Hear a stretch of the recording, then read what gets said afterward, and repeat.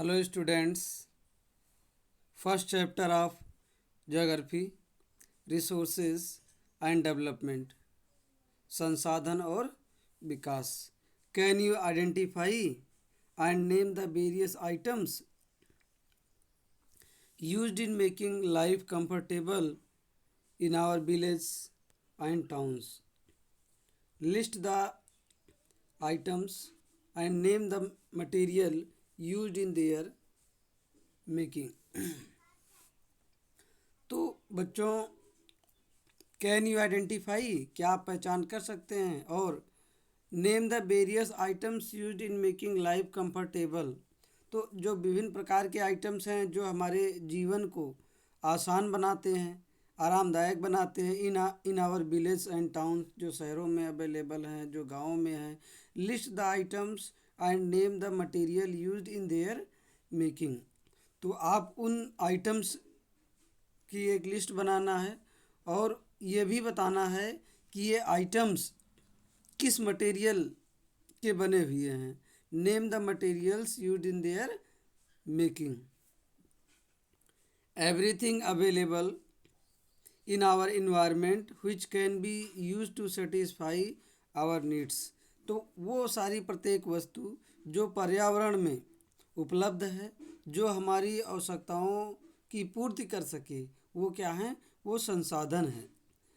Everything available in our environment which can be used to satisfy our needs provided it is technologically accessible, economically feasible and culturally acceptable, can be termed as resource. तो question आपको ये बनाना है कि what is resource, और answer में आपको लिखना है everything available in our environment which can be used to satisfy our needs provided it is technologically accessible, economically feasible and culturally acceptable, can be termed as resource.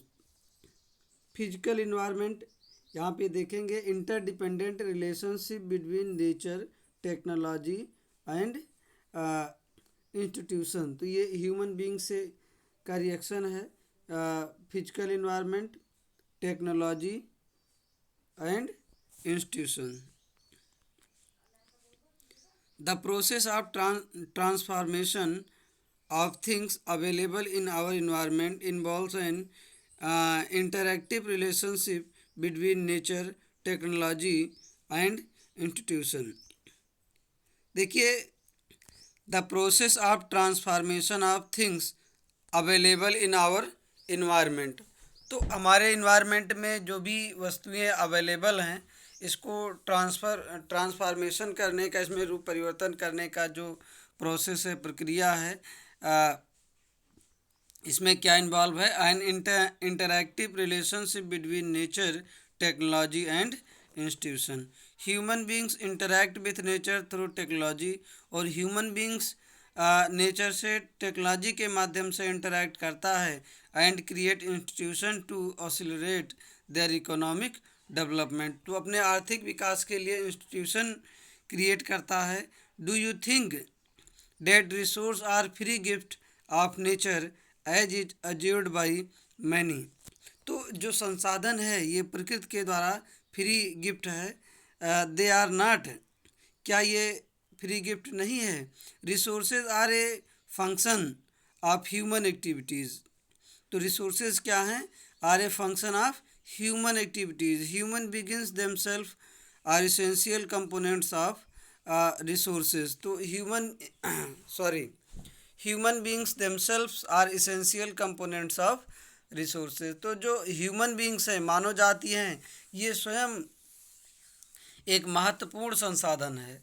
They transform material available in our environment into resources and use them. तो ये human being ही हैं जो material हमारे आसपास available है, हमारे पर्यावरण में, इसको हम संसाधन के रूप में परिवर्तित करते हैं और यूज भी करते हैं. These resources can be classified in the following ways. तो resources can be classified in the following ways. तो कितने टाइप्स के संसाधन हैं? इसे भी आपको नोट करना है। संसाधन की डिफिनेशन आपको लिखना है, व्हाट इज रिसोर्स और टाइप्स ऑफ रिसोर्स। तो फर्स्ट है on the basis of origin, तो उत्पत्ति के आधार पर जो संसाधन हैं वो बायोटिक हैं एंड अबायोटिक, जैविक और अजैविक। On the basis of accessibility, accessibility को आधार मान करके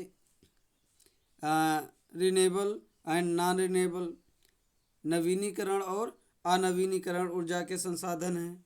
on the basis of ownership, ownership को बेस मान करके individual, community, national and international.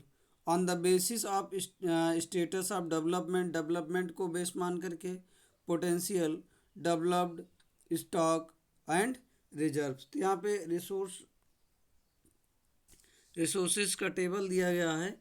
यहाँ पे रिसोर्सेज 2 टाइप्स के दिखाए गए हैं, एक नेचुरल है और दूसरा ह्यूमंस है।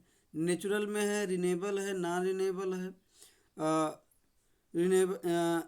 रिन्यूएबल में continuous or flow, example wind, water, और बायोलॉजिकल में natural, vegetation, forest and wild life.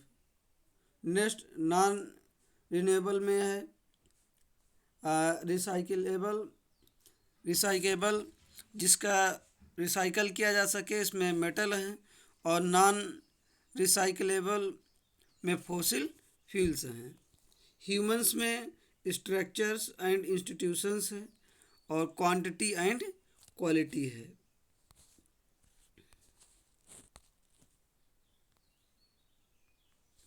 Thank you.